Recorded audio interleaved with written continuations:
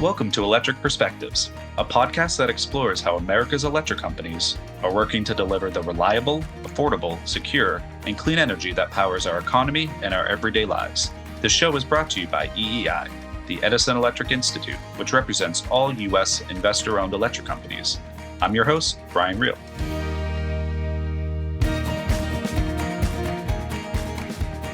As electric companies face the growing challenges of extreme weather, catastrophic wildfires, and other emergency events, they are increasingly turning to cutting-edge technology to improve mitigation strategies, enhance situational awareness and response efforts, and support customers during large-scale power restoration events. Wildfires in particular have become more frequent and intense in recent years, posing serious risks to both communities and critical infrastructure in states across the country. On today's episode, we are joined by Scott Bordenkircher, Director of Forestry and Fire Mitigation at Arizona Public Service, often called APS, Vikram Thakru, co-founder and CEO of CloudGen, and Scott Aronson, Senior Vice President of Security and Preparedness at EEI. These industry and technology leaders will share insights into how electric companies and their partners are advancing emergency response efforts, addressing the rising threats to critical infrastructure, and ensuring energy reliability in an increasingly complex landscape. Scott, Vikram, and Scott, welcome to the show. Yeah, thanks for having me. Brian, appreciate you having us. This is an important topic. Thanks. Thanks for having me, Brian. So to help set the scene, I'll start with my colleague Scott Aronson. We've seen that wildfires have grown more frequent and intense in recent years, and we sadly saw the fires and the Santa Ana winds in the LA area earlier in January. What are some of the factors that have increased the wildfire risk? And really, this is a growing threat in states across the U.S., right? It is. So we have seen fires all across the country, and obviously, I know from a timeliness standpoint, this may be out there a little bit after the wildfires ultimately are contained, but our hearts go out to the people in the greater LA area. These fires are terrifying and catastrophic, but we're seeing them in places, this has been looked at as sort of a Western issue for a lot of years, but my home state of New Jersey, the bayous of Louisiana, we've seen them in Tennessee, we've seen them in Michigan. We are seeing an uptick in catastrophic wildfires that really does require a whole of community societal solution. I will say there's a lot of different reasons why we're seeing this. The thing that fires need in order to burn, they need oxygen, they need fuel, and they need a spark. And sparks can come from any number of things. I think people look at electric infrastructure as one of those causes, and they are, but fewer than 10% of all fires are actually caused by electric infrastructure. It's usually lightning strikes, people doing dumb things, you name it. You couple that with fuel, catastrophic droughts in parts of the country, extreme weather. We like to say, extreme weather is becoming more severe and more frequent, whether that is extended periods of heat, whether that is extended droughts, whether that is any number of other natural phenomena that we're seeing the landscape dry out. We are seeing higher winds like those Santa Anas in Southern California that ultimately are making these fires not just burn, but spread catastrophically over really wide areas. And then you couple all of that with the amount of growth that we are seeing, people building up to what's known as the wildland urban interface, or WUI. Building as close to the wildland urban interface as people are without good building codes means that when a fire does happen, for whatever reason, it's more likely to put people and property in danger. And so we are seeing this in parts of the country that we hadn't traditionally seen it, and we need to look at this problem holistically. And fire risk isn't new in Arizona. So, Scott, can you tell us a little bit about what APS has been doing to mitigate the wildfire risk throughout the year? And are there particular seasons, or has this really become a year-round effort for your team? Sure, Brian. So, it's funny because when I started this position several years ago, we really did talk about fire season in terms of a season. And for us, it was typically obviously our most hot and dry and potentially windy times of the year. And so that was kind of that May-ish time frame through our hot summers in Arizona. We now talk about fire season as really just being a year-round event. We serve a service territory that essentially goes from the top of the state to the bottom and all the way from left to right. And so we cover a dramatic difference in environmental conditions, geographical areas. And so, we've got mountains, we've got forests, we've got low deserts, we've got grasslands. And so, and obviously weather patterns change throughout that territory depending on its geography as well. And so understanding and knowing that this is now a year-round battle well, for lack of a better word, really has been key to us. We have our comprehensive fire mitigation plan, which is really built on 5 pillars. And so it all starts with good vegetation management. I've long said that you can't even approach winning this battle unless you've got solid vegetation practices. And so year round, we work in 3 major areas, just our general right of way clearing. So whether that's transmission lines or distribution lines, but also then specific focus on defensible space around poles, clearing a 10-foot radius around our equipment poles so that even when they activate, normal parts and pieces, we're not showering sparks on flammable materials. And then our hazard tree program, where we target trees that are outside of our right of way, but are either dead or dying and have a chance of falling into our facilities. The second pillar is around grid hardening. So several system upgrades constantly undergoing around additional SCADA capability. So that allows us to obviously react to faults a lot quicker. Plus then particular targets around adding non-expulsion fuses, steel poles, and just hardened infrastructure that either resists wildfire or mitigates the risk of our facilities igniting such wildfire. The third pillar is our asset inspections. And so we do full inspections of all of our lines in our high fire risk areas every single year, right before what I'll now call the worst part of the fire season, to really ensure that those lines go into those periods of time in the best state they can possibly be in. Fourth pillar for us is all about monitoring and awareness. So we have an internal meteorology department that was new to us over the last couple of years, where we're really keeping much better tabs on what are the weather conditions directly in those areas most impacted. Additions in technology, which I know we'll talk even more about later, but specifically in fire modeling software, cameras, including AI cameras that are fire detecting, and a lot more of additional weather stations. And then our last pillar is really around operational mitigations. So these are strategies and techniques that we can do, such as going into non-reclose settings on our reclosers so that we're not automatically reclosing on faults in high fire risk areas, specific protocols around red flag warning days in areas. And then last but not least, this last year saw us for the first time develop our public safety power shutoff program. And so that went into effect in 2024 and will continue to grow over the coming years. So, looking at CloudGen's CloudGen solutions, which really support companies like APS and others during emergencies like wildfires, but really these are things that can provide situational awareness and other insights during regular operations and emergencies. Vikram, can you tell us a little bit about the platform, how it's helping electric companies in these emergency response situations? I know our organizations do use mutual assistance a lot, where you bring line workers and other essential workers from not impacted companies to assist during restorations and otherwise. So I know that you also look at how you can help augment the workforce side of the equation as well. If you look at CloudGen, right, our mission is to have a unified workforce and a unified view of assets. So all your workforce, which are either they are your employees, or they are your subcontractors, or they are your mutual aid crews, right?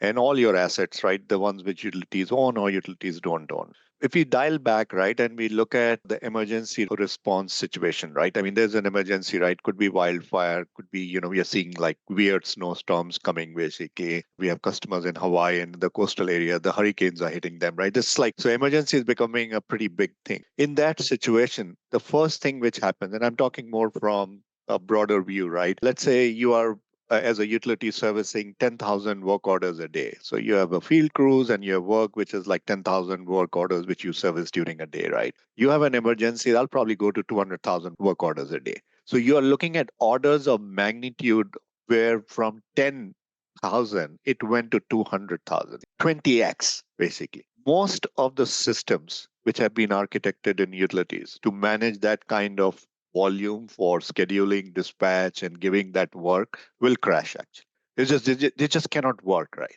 So that is one area that the volume has gone up. The second problem where we look at is that you look at mutual aid workers, right? There, I mean, I was seeing recently, I think there was a Florida and a hurricane in North Carolina, and there were APS crews and trucks which were going. It was on the news, and they were all going actually to help. And this is a great collaboration partnership with between utilities, that now these crews and people are going to help the sister utilities and wherever this has happened. At the same time, you have a lot of subcontractors who do a lot of work actually for utilities. There's a utilities do a lot of work. Now, in that situation, suddenly you have a lot of helping hands, trucks, equipments, tools, people coming in. Now, your problem is how the heck do you onboard them? So if you look at a lot of these mutual aid crews are coming in, and at that time, there is zero time to issue devices. You don't have time to issue them iPads or Panasonic tub books or things what you want. You have zero time to provision them, basically, that okay, you onboard them as an employee, basically, or a field worker, and there's no time to train. You don't have any time at all to train people, right? And the entire workforce needs to be scheduled around one thing, which is restoration of power, basically. Even the people like who are within your utility who were working on restoration work, now, the people who are not working on restoration work, who are doing meter operations, who are doing, some asset pull inspection, who are doing, call before you dig, right? Whatever they were doing, they all need to start working all hands on the deck to restore power. And then you have operational command centers who need real-time visibility of work. The customers and media want real-time information of what has happened, what the utilities are doing. This is exactly for the situation that we, CloudGen has designed their solutions for. Very simple, like we can scale up because we build cloud native, right? So we can scale up automatically without, us doing things right from 10,000 work orders to 1 million work orders which come. Then we have a single mobile app, which is just like anybody can download from a Google or an Apple Play Store. So as these mutual aid crews are coming in, they all have iPhones or an iPad or some mobile device, an Android that they are carrying, basically.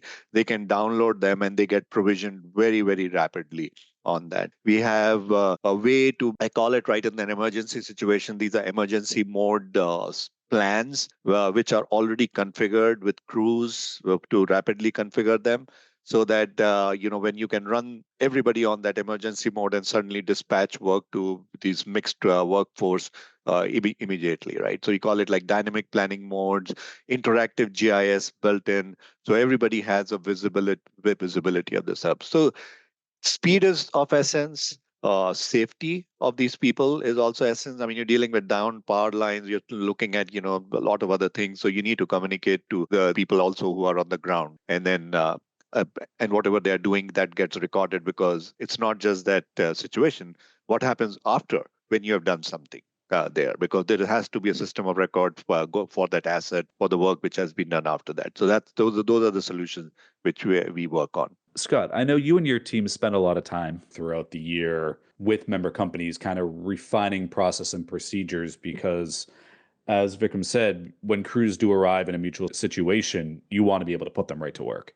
Yeah, I think that sums it up nicely. I think Vikram did a really good job of explaining the change of expectations among customers. Much more customer control, much more visibility, much more understanding of when my lights are going to come back on. He also did a really nice job of explaining on a blue sky day, electric companies are doing lots of work, but then you have some sort of a natural disaster or some sort of an event that impacts electricity, and you're all of a sudden onboarding tens of thousands of workers, some of who have no familiarity with your system, others who are contractors and subcontractors who've been around your system, but maybe have not been doing those specific jobs. And so that visibility to do that work safely, quickly, in emergency conditions is really, you can't overstate the complexity of it.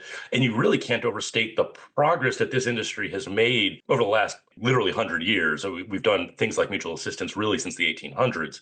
But the form that it has taken now, given how reliant people are on electricity for their way of life, for the health and safety of their communities, for national security, for U.S. economic competitiveness. It used to be you'd be without power for a little bit of time and it was inconvenient. It is downright dangerous now. And so electric companies and their technology providers like CloudGen and others are working really hard to continue to build on that foundation of mutual assistance, which is unique. I mean, there's very few other industrial sectors that do what we do, which is to roll people from other companies into an affected area to get the lights back on as quickly as possible, but doing that in a safe, efficient way with all the technology and all the expectations. Again, you can't overstate the complexity, but it's pretty extraordinary what these companies are able to do. And what has APS's experience been like, Scott, of having this sort of platform built up during these sort of emergencies? How well has it been received by workers in the field, and have you really seen the efficiencies that it's designed to tap? So it's been well received. And this question nicely dovetails off of Scott's remarks as well. So today in our business, we use CloudGen specifically in our metering side of the business, which one might look at and say, well, wait a minute, what's the correlation there with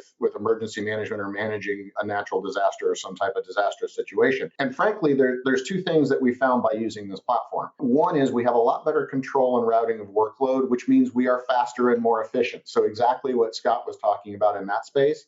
And then the second is this has taken us to a whole nother level of customer experience in terms of being able to meet schedules and have our customers understand where we are, when we're going to show up, and what the circumstances are. And so I kind of look at the whole emergency situation or emergency handling as it's part what you do when the emergency occurs, but it's also a lot what you do before an emergency occurs. And so if I think about that whole area of our business, which frankly is the some of the most close to our customers' employees, if they are operating more efficiently, they have better credibility, customers are happier with that experience. That translates to being in a much better position for when the emergency occurs. And so I think those things go very, very well hand in hand. Customers are so accustomed to energy being so reliable that they're not always thinking about it. So when there is something going wrong, you really need to make sure that you're getting them information on why that is or what can be done about it,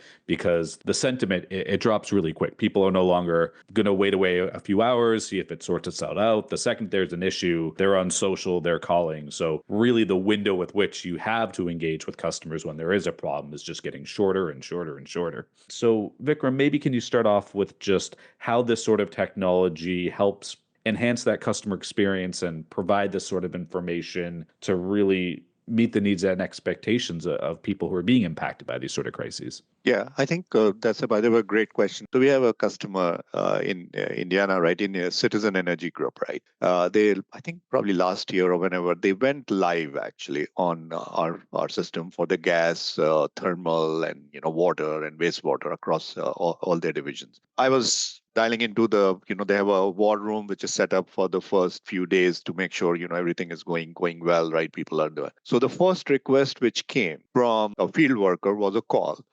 And he said that, oh, you know what? And they also have a connected customer functionality very similar to Uber, actually, and Amazon, where you can track where the crew is and where they are, and where customers can track right on using a text or whatever that notification device they're using. So they had a field worker call them. They said we were greeted by the customer. So there was somebody at the door. This is a first rollout of a system. There was customer was greeted the field crew truck when they arrived because they could track them. And that was the first request. And that just changed the whole dynamics of the rollout. And it also showed them that to them that, if you can build a simple interaction where I, as a customer, can book an appointment, or I can track when exactly you're going to come to because my meter, I have a leak, or, I have a gas leak. Let's say if you give me a 4-hour window and I can see what time you're going to come in, that is a huge, huge way for people to feel connected to the utilities, right, around. And it's very easier said than done, because if we have the scheduling systems which need to schedule appointments at a 15-minute or a 30-minute window, these are extremely, extremely complex systems to design and scale for the kind of work which is done. And then obviously go and have these interactions with the customer. But maybe just to add to that a little bit, Brian, I think Vikram raises a really good point. We don't give customers, I think, enough credit if they know what to expect. I think they understand that this is a really complex system, and natural hazards and all sorts of other things do happen that might impact the ability for electricity to flow. But if they can make their own plans, right, there's a very big difference between like a 3-hour outage, a 3-day outage, and a 3-week outage. And if it's 3 hours, well, I'll wait it out and it'll be fine. If it's 3 days, I might have to make some plans. I might lose some of the things in my refrigerator and my freezer. If it's 3 weeks, I've got really big changes that I've got to make. And so helping customers to understand what is happening and messaging to them clearly and quickly is imperative because things will go wrong. But we're lucky. We live here in the United States. We are the grid is reliable to like 99.9999% of the time. Your electricity is going to work, but it's that 0.0001% of the time that can be extremely frustrating. And the more we can do to communicate with them, the better. And a question for Scott Bordenkircher. What advice might you give to electric companies that are looking to integrate this sort of new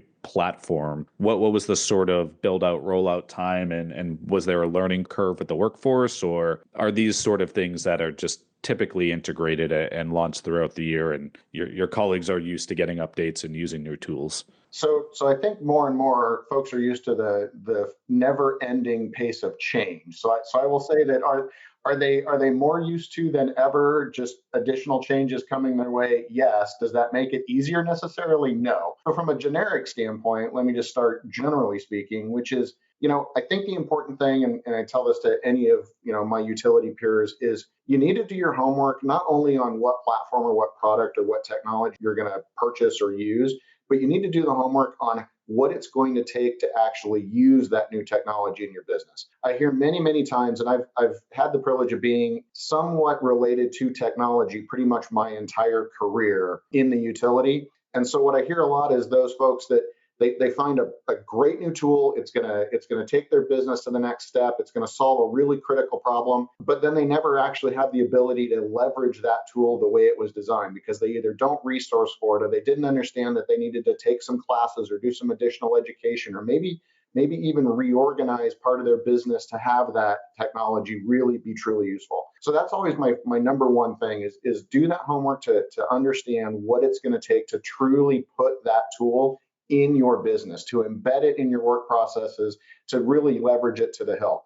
And then the second thing I always say is once you figure out what that is that you need to do it. And specifically where we tend to sometimes cut corners is on the resource perspective, right? So we figure, hey, it's new technology, it's just another change. So we'll go ahead and just add it to Joe's day job. Well, Joe actually has 4 day jobs probably, and now you're throwing something on top of it. And so making the commitment in human capital and human resource, I think is really critical. Beyond that, I think when you get to the more specific and our experience specifically with the CloudGen platform is not unlike a lot of other platforms, which is you've got to invest the time in change management, and particularly along with that is education, right? So when you start with a new system, it doesn't matter how intuitive it is, it doesn't matter how easy it is. It still takes folks time to understand, wait a minute, where did the button that says go move to, right? And even if it just simply changed color and moved from the top left of the screen to the bottom right of the screen, it's still an iteration in changing habit, in changing workflow, and in changing how folks operate and interact with the system. So really critical is how you go about that change management. I have nothing but good things to say about our experience with the CloudGen platform. It is intuitive and it's worked well with our work processes. But the flip side of that is if we hadn't invested the time to train our workforce on it and hadn't invested the time to understand how those work processes fit with that new tool, it would have been a losing proposition regardless of the tool or platform. And the technology isn't the only thing that's really changing quickly and evolving constantly. The threat landscape really is. So maybe we'll start with Scott Aronson, but what sort of emergency response challenges are you and your team and as member companies thinking about as we look out over the next 5 or 10 years? And with that would come the opportunities to kind of meet these challenges and make sure that we're meeting customer needs along the way. Yeah, so we've talked about a few of them, right? I like to just break them down into man-made and natural hazards, or acts of war and acts of God. On the acts of God side of things, on the natural hazards, we are seeing again an uptick in extreme weather. It's becoming worse, period. And so as we see more storms, as we see more fires, as we see things like ice storms, which really have a devastating impact on the grid, we've got to be prepared for that with some technology, with some capabilities. When you go to the man-made side of the equation, I like to say, like, we can prepare for all of these things, but if we've got to be right 100% of the time and the adversary has to be right once, we're going to fail. And that's okay. If you're only thinking about stopping bad things from happening, you're missing half the equation. So left to boom, you prepare, you protect, you detect, you defend, but you also acknowledge that deterrence and preparation is only going to get you so far. are you ready to respond and recover? And so looking at things like cyber threats and physical threats and the market itself, as we start to just see supply chains get extremely tight, there are all of these different factors that are potentially impacting our ability to provide electricity to support customers, communities, national security, U.S. economic competitiveness. So we've got to look holistically. Oh, and let me tell you about one other that everybody has lived through, the pandemic. Now, what's extraordinary is we got through this last pandemic in 2020, 2021, 2022 with very little impact to the grid. And in fact, we had really bad storm seasons in 2020 and 2021. And yet we're still able to roll trucks and restore power in extraordinary conditions because there were people who weren't going to work. But I promise the electric companies were working, and that's why the grid stayed operational. So I go through this kind of parade of horribles to help people understand there are a lot of things that impact the ability to provide electricity. And it's not just natural hazards, but it's all of these things as we look at our adversaries. I'll tell one other kind of quick, scary story. There is a document that comes out every year called the Worldwide Threat Assessment. And the Director of National Intelligence puts that out every year. It's a highly classified document, but they always do a public annex. That public annex for the last 7 years has said that near peer nation states are looking to hold the United States at risk by attacking critical infrastructure at a time of their choosing. Now, again, the fact that that's something that they are saying very overtly for the last 7 years or since 2018 indicates that there's also a lot of classified information behind that. We as electric companies, we as the electric power sector take those risks really seriously and are working really closely together and with our government partners to prepare for, but also be ready to respond to threats like that. So again, acts of war, acts of God, not just stopping the bad thing from happening, but being resilient and able to respond and recover when it does. That's the way the power sector is organized. And maybe one quick follow up there. Just having participated in some and working closely with you and your team, I know there's a lot of work that goes into these industry wide partnerships, these industry government partnerships through exercises and after actions. So maybe talk a little bit about the focus on being able to learn from each other and the importance of continuity as well. We have a new Trump administration in now, and how emergency response looks when you're going from one administration to a new one. Yeah, so a couple of things. We have something known as the Electricity Subsector Coordinating Council. That is the CEOs of all the segments of the sector, investor-owned electric companies, but cooperatives and municipals as well, independent power generators, our Canadian partners. It is an interconnected grid, working together with our respective governments because we're really good at operating the grid, but I don't have law enforcement responsibility. I don't have intelligence gathering capability. That's what the government has. And the flip side is the government doesn't necessarily operate the grid effectively, but they do have that national security responsibility. And so by working collaboratively, we are able to prepare for all of these potential incidents. We do that through exercises. We do that through learning from all of these different things that have happened both in the United States on the natural hazard side, but also physical and cyber attacks that we have seen domestically, and also things that are happening all across the globe. And every one of these is an opportunity to learn from each other and get better. And so I would say, the electric power sector is unique in its ability. We've talked about mutual assistance. We work together. We do have these exercises. We are non-competitive. We do operate this one big machine, this energy grid of North America. And so there is common cause to work collaboratively. You mentioned changeover in administration. The electric power sector is one of the few that can say with a very straight face, we've had a very good working relationship with the Obama, Trump, Biden, and again, Trump administrations, because this isn't a partisan issue. This is critical infrastructure, not just a fun label we put on things. We're critical to national security. We're critical to the health and safety of the communities that we serve. We have to work together to prepare for and respond to these incidents or these potential incidents. And that's something that each new administration, as they come in, recognizes. And we've got this ready-made organization that is already doing great things to prepare for all these potential threats to our infrastructure and our way of life. And being on the member company side of things, Scott, how does APS benefit, or is everything Scott just said true from your experience? Yeah, so it's interesting. So I was going to say wonderful, but I guess I could almost use frightening experience of meeting Scott Aronson for the first time several years ago when I was actually running cybersecurity for APS. And at the time, I was really happy when I switched jobs to no longer have to say that we have to be right all the time and they only have to be right once. And so the fact that he brought that up, Unfortunately, now in my present position, I look at the landscape and the environmental conditions in terms of wildfire, and it's like, doggone it, I now need to be right all the time again. And conditions, God, whatever you want to call it, only has to be right once. And so I'm kind of back in that same situation. And I think there's a couple things worth noting. Obviously, and this has been mentioned, it's not getting cooler. Forest health is not going to magically just improve. And that's not a criticism, by any stretch necessarily on what agencies have done or not done. It's also just a fact of drought, and it's a fact of weather and temperature. But wildfire risk is going to continue to be a really critical concern for utilities, government officials, and of course the communities where the people live.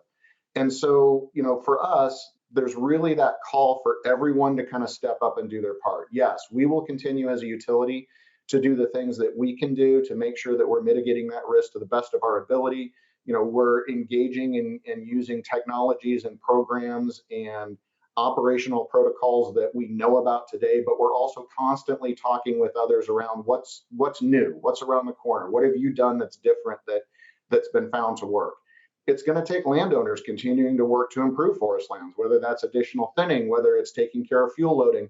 Those folks have to come to the table as well. And then, frankly, our customers and homeowners need to do their part as well. If you're living in a beautifully forested area, I love it. I love the view. I love the environment. But you've got to be able to take some responsibility for clearing defensible space around your own house and making sure that you're in a good spot. Because, again, we have to be right all the time. They only have to be right once. And so the last thing, then I'll just kind of, again, double down on from even Scott's commentary, is around partnerships. So we do not do this alone, thank goodness.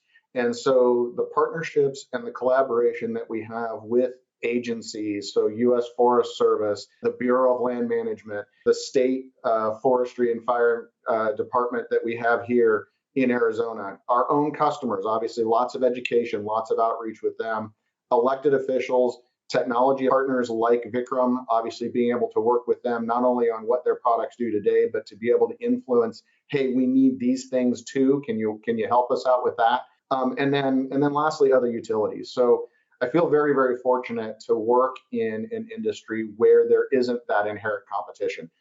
I will give a massive shout out to the California utilities. Yeah, they've had to deal with some really, really difficult disasters and circumstances in the past, but they have then not been at all hesitant to share what they learned from those. And so, while we were developing our first fire mitigation program as late as, almost 10-ish years ago, we were doing what we thought we knew best. And obviously they experienced some things that we didn't. And they were the first to reach out and say, hey, here's what we're doing. Here's what we found that worked. Here's what we found that didn't work at all. You might want to consider a different path. And so having that ability to lean on our other utility folks that are going through this, that are reacting to it, that are trying the best that they can to mitigate these circumstances, is really a godsend to the rest of us. And so those partnerships all the way across the board absolutely are key and absolutely are necessary. And I guess, kind of along with that idea of, preparing before the disaster, those partnerships are not something that you want to negotiate or figure out the day something bad happens. And so we put a lot of time and effort year round to understanding, hey, who are the key players in these organizations? Just like any of our companies where, folks retire, folks change positions, et cetera. You don't want to pull out that phone number that you got 10 years ago for somebody in the Department of Forestry and Fire Management in Arizona and hope that they're still there. So cultivating those partnerships, staying in touch with those people, knowing that you can rely on them and they can rely on you is ultra critical for all of us being able to get through this in the best way we can. And Vikram, as a provider of technology solutions, how do you or do you and your colleagues think about the threat from nation state actors or how cybersecurity threats could impact the ability to respond? And do you all participate in exercises, do your own? Yeah, so I think both the Scots mentioned one word, right, which is partnership. I mean, these areas are so complex, right? Even the systems which we build are so complex that any technology provider who thinks that sitting where they are and they can figure out everything, it's just not possible. Second thing I will add is, I know both the Scots alluded, basically, the next wars will be fought internally as well as they're external. I mean, we don't realize it, and they will be on us at some day, and there will not be time, right? As Scott was telling, right? I mean, you need think about that today, not when it's happened and you want to react to it. There are a couple of things which we do, right? One thing which we are very actively looking at is that off the grid, that there's no telecom network. We just heard from, it got unclassified that some of our telecom networks were hacked actually. And there are probably, there were people still inside, which we have no idea about. If the telecom infrastructure is knocked out, maybe because of power, outage, could be anything. How do we operate for several days or weeks digitally without a telecom connection? So we call it offline, our devices, the phone which I carry, basically, this is almost like a supercomputer, right? If I look back into my days of when I used to work on IBM mainframes, basically, right? So where we work and on technologies where we can go off the grid without having any connection. Second thing which we also look at is we do simulations, right? We have all sorts of utility customers, partners, or technology partners, like whose data centers could be knocked out. So how do we move from one region to another region, switch our data centers, which gives us that flexibility. So we run simulations, and then this is a constant industry partnership, right, as Scott was mentioning. Well, first, thank you all for being here with us and spending some time today. Vikram, for folks who might be more interested in the CloudGen platform or really just the approach of building platforms to meet customer needs, how can we learn a little bit more? I mean, they can go to our website, cloudgen.com. So it's a KLOUDGIN.com. And then the team at APS also does a really good job just showing the type of work and the type of new technologies you all are using. So you can learn more about those at aps.com. Thank you, Vikram, and the Scotts for spending some time with us today and really the work that you're doing to drive innovation and to make sure that we're utilizing partnerships to learn from each other, get better, and enhance our ability to deal with these challenges. My pleasure. Thanks. Thanks, Brian. Thanks, Brian. And that's our show for today. Thank you for listening, and come back next week to hear more from experts and industry leaders who are talking about the innovative ways electric companies are building a cleaner, smarter, stronger energy future for the customers and communities they serve. You can subscribe to our podcast on Spotify, iTunes, Podbean, or wherever you get your podcasts. Just search Electric Perspectives. I'm your host, Brian Reel. Thanks for listening.